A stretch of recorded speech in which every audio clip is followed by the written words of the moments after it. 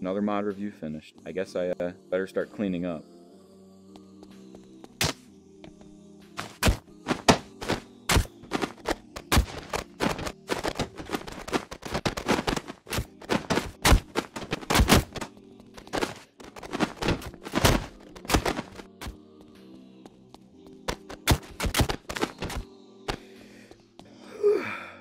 Better go get the gasoline. Where the hell did I put it? I swear to God, I'm always losing my gasoline. Oh well. I mean, I guess... Oh my God. They're coming back to life. It's almost like it's... Spooktober. I must dispose of them. Right away. Time to do something badass.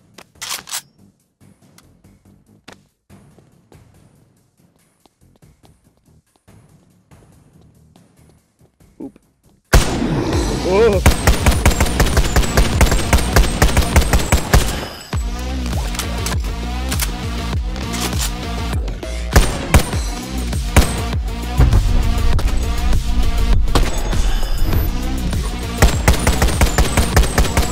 You're not dead? It's almost like you guys are zombies or something. What the hell?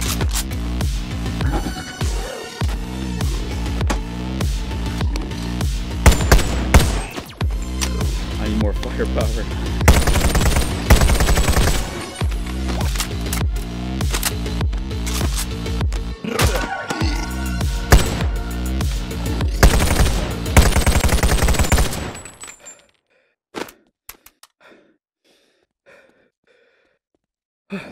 Remember to double tap your bodies, people. Remember to double tap your bodies.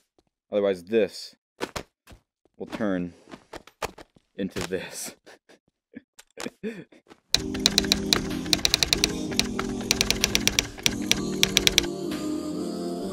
Hey guys, welcome back to Mod Review. We are already on episode 17 now. If you did not catch episode 16, I looked at the, Deggle. But we forget about that, right? Right now, we are looking at one of Naeqirelle's new guns, and this gun is awesome. Not because it's an M14 and an M1A, which are already awesome guns, but this mod does something no other mod has done yet, and might kind of change the way mods are coming out now. So anyways, this is the M14 and M1A by Naeqirelle. This is obviously the classic and modern version of the gun. These are both really cool guns. I would love to own one of these in real life. I personally like the wood grain on the M14 and the longer barrel than the M1A, but those are a lot cheaper, I believe, so that's cool. The attention to detail, like look at the bolt here as it moves back, and then how it catches that. God, that's amazing. But this mod does something revolutionary. And before I even get into the review, I have to demonstrate it. So obviously, this is a single fire battle rifle. Right? Easy, single fire. But what this mod does that's new is now we have select fire modes. That's right, Naeqirelle was the first one to do it as far as I know. Select fire mod, because now I'm on full auto. Now, single fire. And that is awesome. No more wasting time though, I gotta actually review the gun and stop gawking about the select fire. Alright, let's start off with texture. I am gonna be obviously reviewing these as the same gun, so I'm just gonna have to assume that they're very similar in quality, and yes, they are. Right away, I'm looking at the M1A with the polymer body. It's pretty bland, but then right when you get to the grips, you can see the texture coming out immediately. The contrast of colors between the polymer and the metal is amazing. On both these guns, they have great bright sights. The bolts and all the inner mechanics of this look great. The magazine is a good, like, metallic sheet metal looking color. The wood grain on this one is amazing, as always. I love the way that this looks. And correct me if I'm wrong, the top part here looks like it's made of plastic. I was under the impression this entire gun was made of wood, but if I can find out that that top part is made of plastic, that just means Naeqireille's texture goes above and beyond to the point where me not knowing what the gun is made of and me being able to tell what it's made of when I hold up a mod really tells you something. 10 out of 10 on texture. Naeqirelle has never gotten anything lower. Alright, let's look at scaling. Obviously, these guns are slightly different sizes. Obviously, this one has a longer barrel. But other than that, they're pretty much the same. They have a little bit of a different design on the top. Obviously, this one has the rails. Other than that, they're pretty similar. And compared to the actual gun, I've never held one of these guns in real life. But based off of the caliber of bullet and the size of the magazine and the way it's all fits together, it feels just perfect. I have no reason to assume that this isn't the right size, so I'm going to give it a 10 out of 10 on scale. Alright, next up we have interaction. And yes, these are both identical for interaction, except for the select fire on this one. And so, I'm just going to take this gun and look at this one. Right away, I can tell you the magazine is no problem to grab. If you're grabbing the actual magazine, you can reach it, and if you grab below the magazine, you can also reach it. The grip, you can hold up close and out here, very close to each other, but for different sized people, you just have that option, and I think it's really nice. You can grab the stock, like so. The bolt can be grabbed under, over, non-dominant, or sorry, dominant hand. So the bolt is good in every way possible, but let's look at the select fire.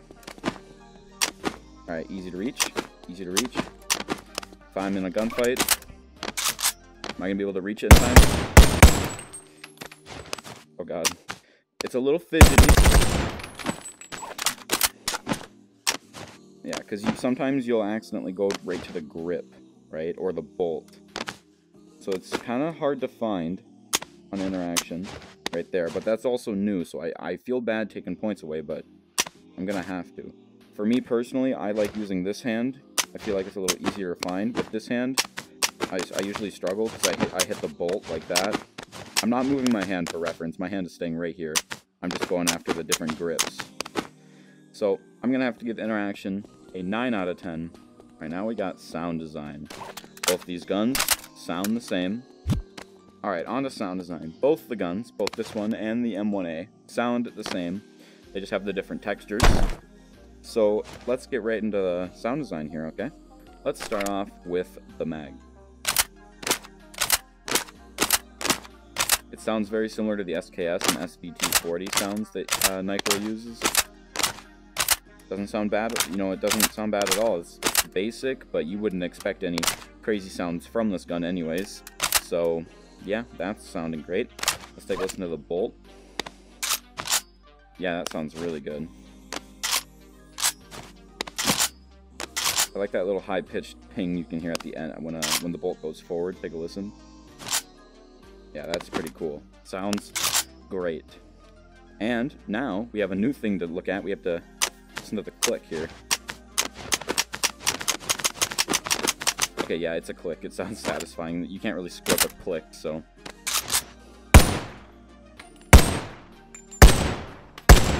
Yeah, it also sounds very similar to the other mods by Naeqirelle, but that's a good thing. Yeah, that sounds good. Just how it needs to sound. Let me see what this sounds like on full auto. Maybe the audio will cut out and I'll be able to tell if it's a little janky. No, I don't hear any problems with it. Good job. I'm gonna have to give sound design a 10 out of 10. I can't really find anything wrong with it. Yup. Alright, now we got weight and recoil. Let me tell you, these guns are just like the other DMRs. They're heavy. But, realistically, this polymer should be lighter than this wood, and because of the longer barrel, this gun should be heavier. Let me do the little test where I bob them. Oh yeah, it's heavier. You can tell right away. The way it gets delayed way behind this one. Watch this, ready? On the way up. Yep. Okay. It's pretty obvious that this one is heavier, which is perfect. Let's see if recoil also compares the same.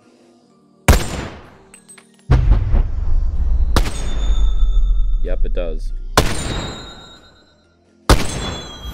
So just as expected, this gun is a little easier to control than this one. Now, that is exactly how it should be, and I'm glad that you can tell the difference between them. Fuck. Alright, so I'm gonna give it a 10 out of 10. Alright, moving right on to smoothness. Naeqirelle usually makes very smooth guns that are easy to reload. You know, very easy to interact with, but a lot of times he gets creative with the guns he makes. And so he makes LMGs, DMRs, snipers, guns that aren't very practical in Boneworks, which does affect the smoothness. But on the reloading half, let me tell you,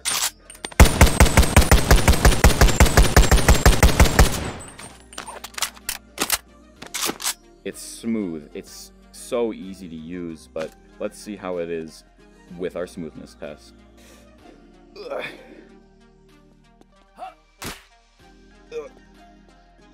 Alright, that was an interesting climb. This should be interesting.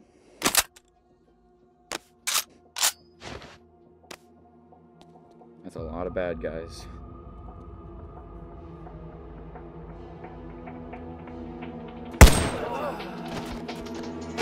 They all just fell over.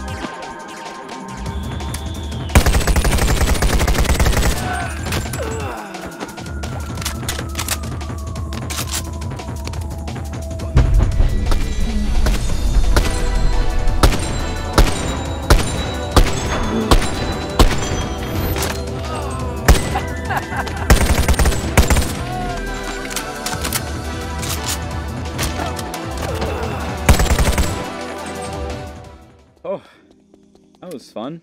Alright, well, I'm gonna give smoothness a 8 out of 10.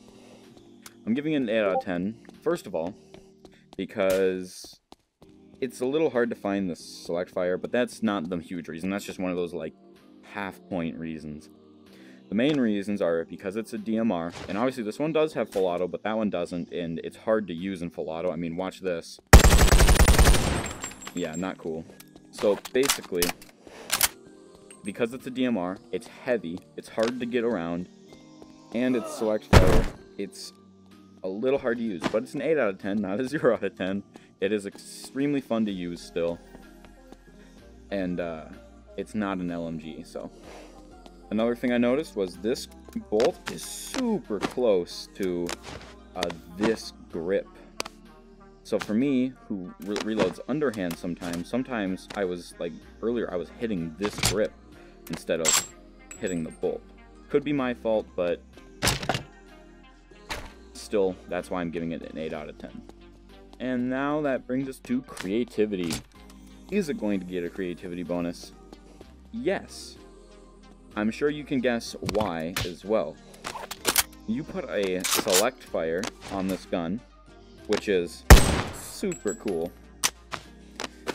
I don't know why anyone would disagree with me on this. I'm going to give it 2 points of creativity because that's kind of innovative for the mods in this game. Because even the base game guns weren't fucking smart enough to figure that out.